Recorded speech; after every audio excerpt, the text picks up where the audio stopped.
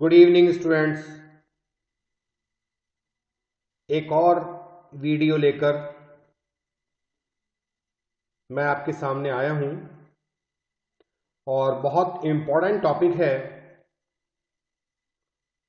हमारे subject code 1004 जो इसकी लास्ट यूनिट है वोकैबुलरी एंड ग्रामर। मॉडल्स का ये टॉपिक है। इससे पहले हमने इसी यूनिट के अंदर एक्टिव एंड पैसिव वॉइस किया था, करेक्ट फॉर्म ऑफ वर्ब किया था और पूरा सिलेबस लगभग हमने इन वीडियोस में अब तक कवर कर लिया है। आज इस वीडियो में मैं बात करूंगा आपसे मॉडल्स के बारे में।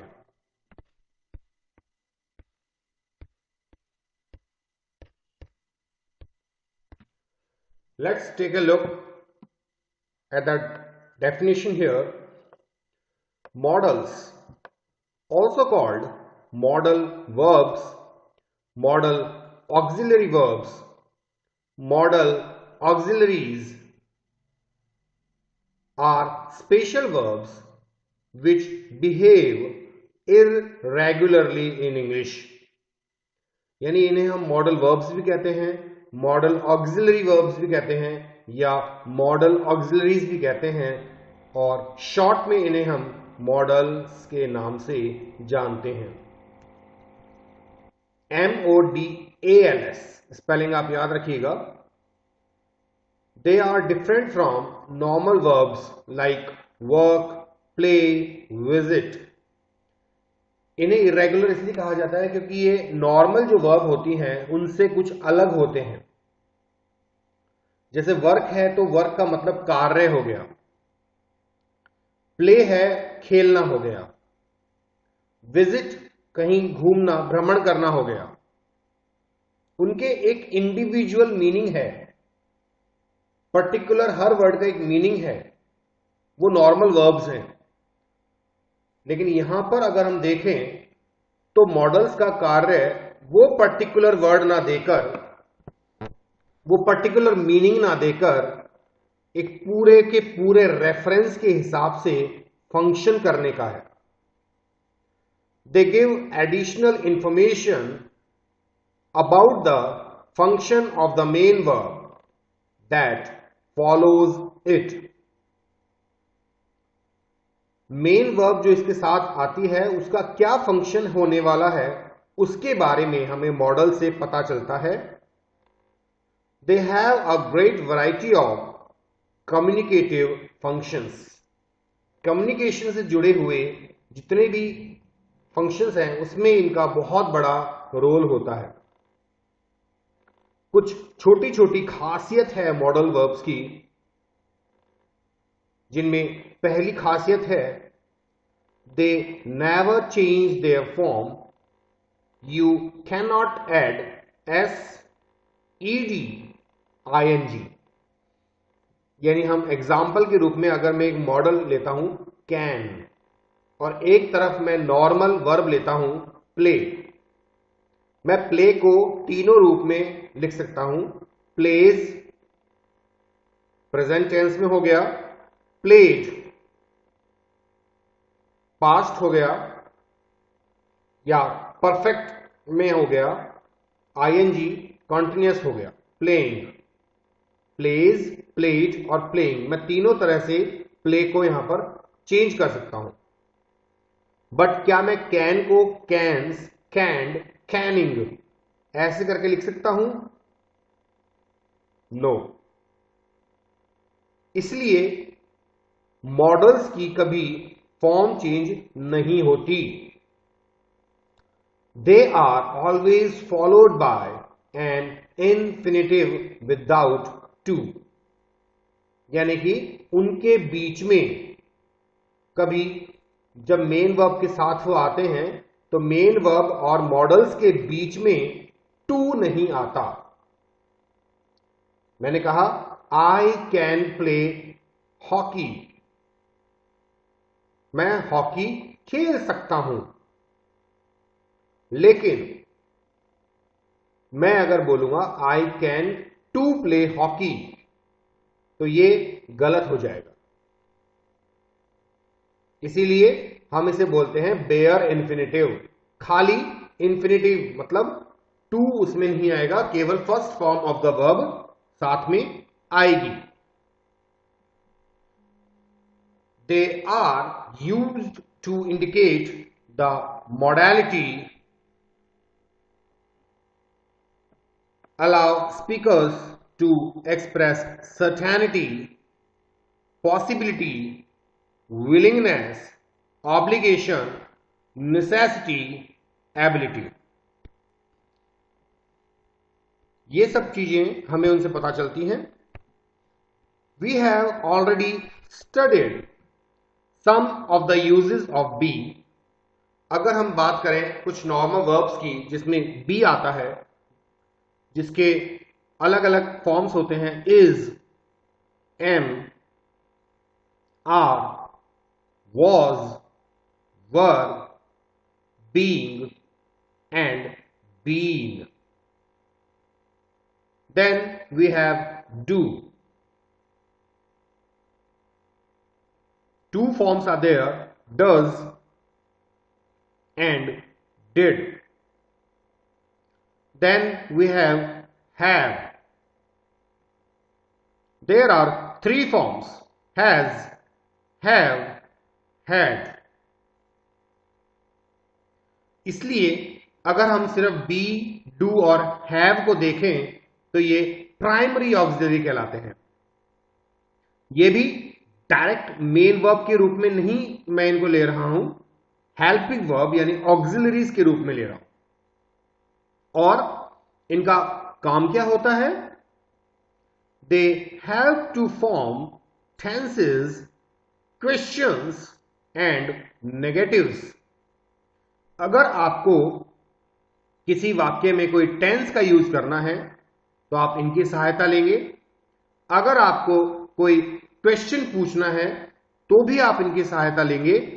अगर आपको किसी अफर्मेटिव सेंटेंस को नेगेटिव में बदलना है तो भी आप इनकी सहायता लेंगे।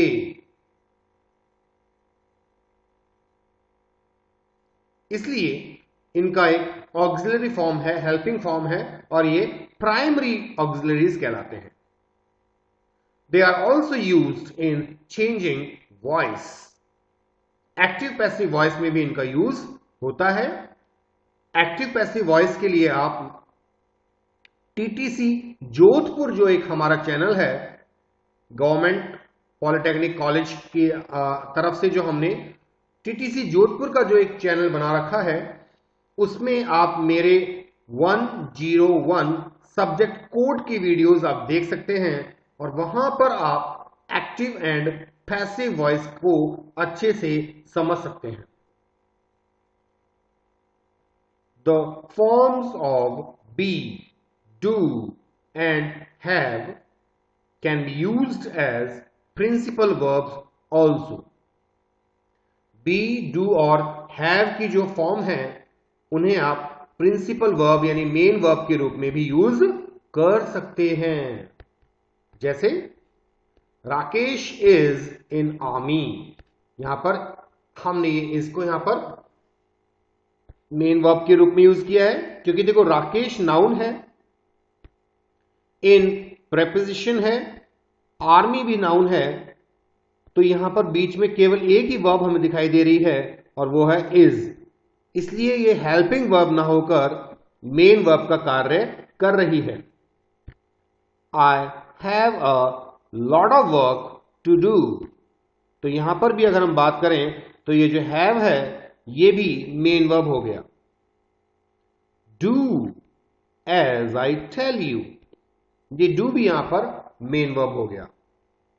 B careful in this matter, यहां पर बी मेन वर्ब हो गया। She has no friend in this locality, यहां पर हैज मेन वर्ब हो गया। Modals express the mode of action, the most common modals are may, might, can, could, will, would, shall, should, ought to and must। ये 10 जो हैं हमारे syllabus में दिए गए हैं। उसके अलावा 3 जो और इंपॉर्टेंट हैं वो है dare, need and used to.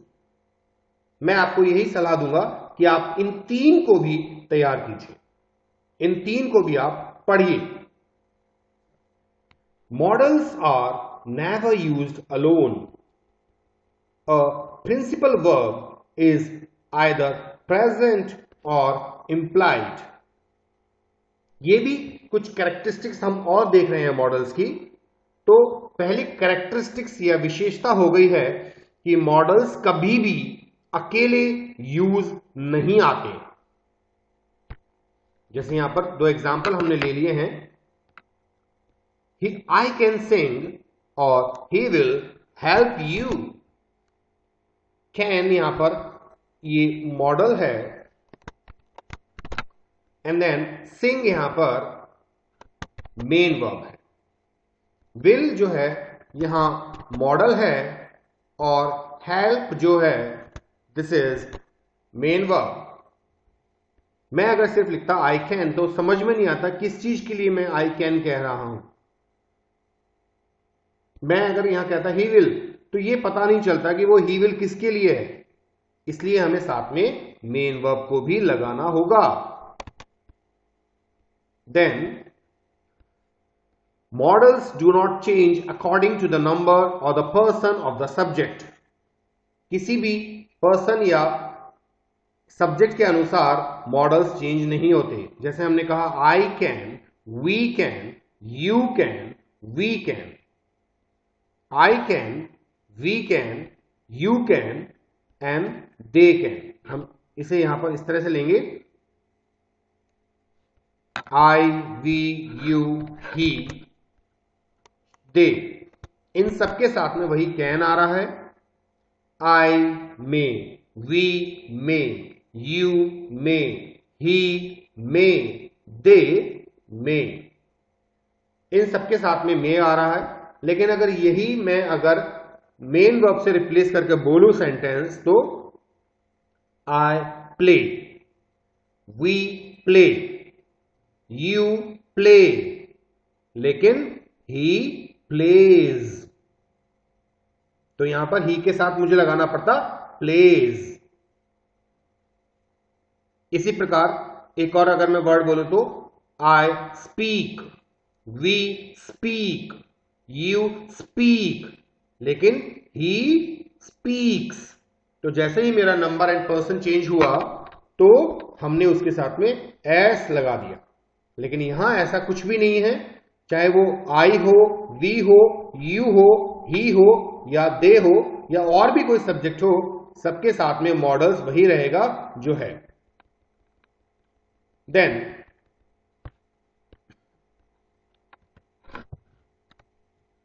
Models have no infinitive, present participle और पास्ट पार्टिसिपल फॉर्म। मैंने पहले भी बता दिया था आपको, कोई आईएनजी फॉर्म नहीं है, कोई ईडी फॉर्म नहीं है और कोई भी प्रेजेंट पार्टिसिपल यानी एस या ईएस वाली भी कोई ऐसी फॉर्म्स उसके अंदर नहीं है।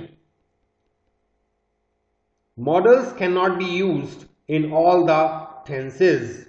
When a model does not fall in this pattern, it works as a principal verb. Models को सभी टेंसेस के हिसाब से आप मोल्ड नहीं कर सकते। अगर वो ऐसा हो रहे हैं तो इसका मतलब वो मेन वर्ब के रूप में हैं। जैसे आई विज्ड सो, तो यहां विज्ड जैसे मेन वर्ब है, ही नीड्स अ पेन, तो ये विस्ट जो है हम इसको हम विल्ड कर सकते हैं। मैंने ऐसा चाहा, आई विल्ड सो, ये मैंने चाहा। विल होता है ना, तो विल को ईडी अगर मैंने लगा दिया तो विल्ड बन गया, मैंने ऐसा चाहा। He needs a pen, need भी एक मॉडल के रूप में है, लेकिन यहां पर हमने एस लगा दिया तो ये नीड्स मतलब चाहत, रिक्वायरमेंट। उस तरीके से he required a pen, he requires a pen. She dared to go into the dark forest.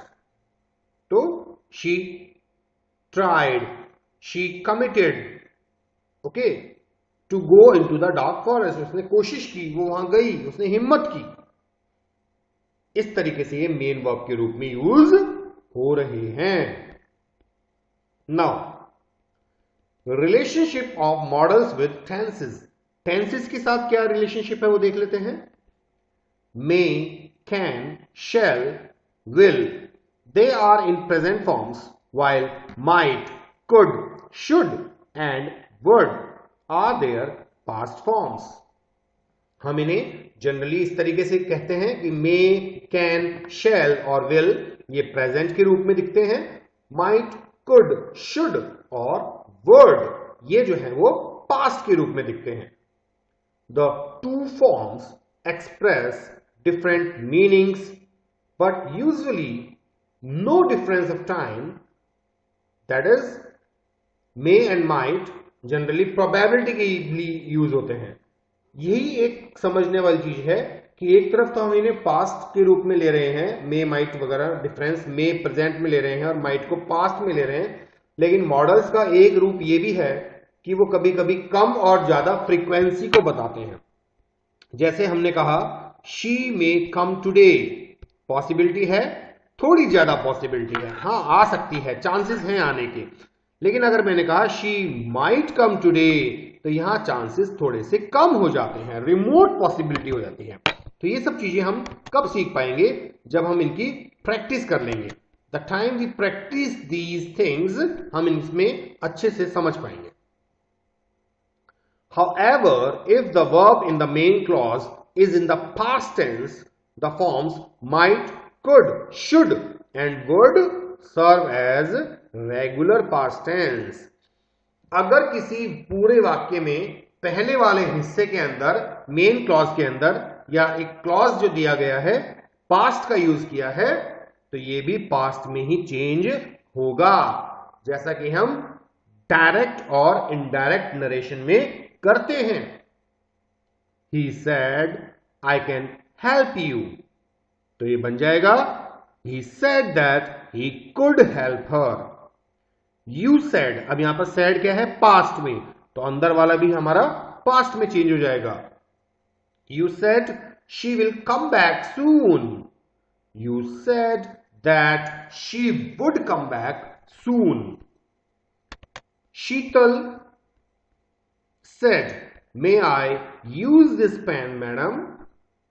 Sheetal asked her teacher if she might use that pen. तो आप समझ पा रहे होंगे कि हमने वो चेंजेस क्या बताए हैं आपको.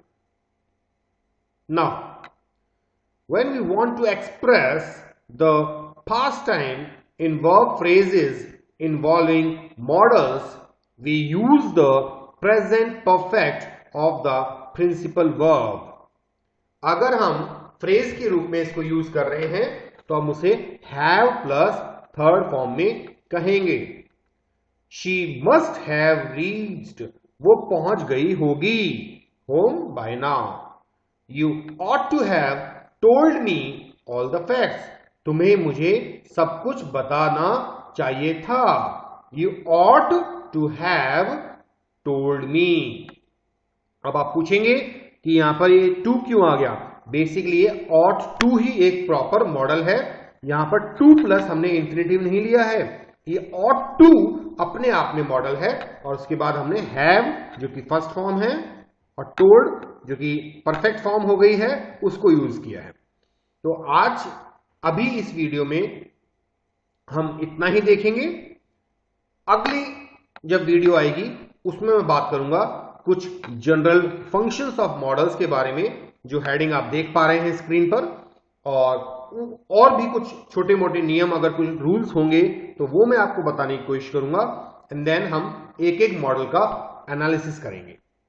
तब तक के लिए इस वीडियो को बार बार देखिए, समझिए, नोट डाउन कीजिए और प्रैक्टिस प्रैक्टिस प्रैक्टिस करते रहिए.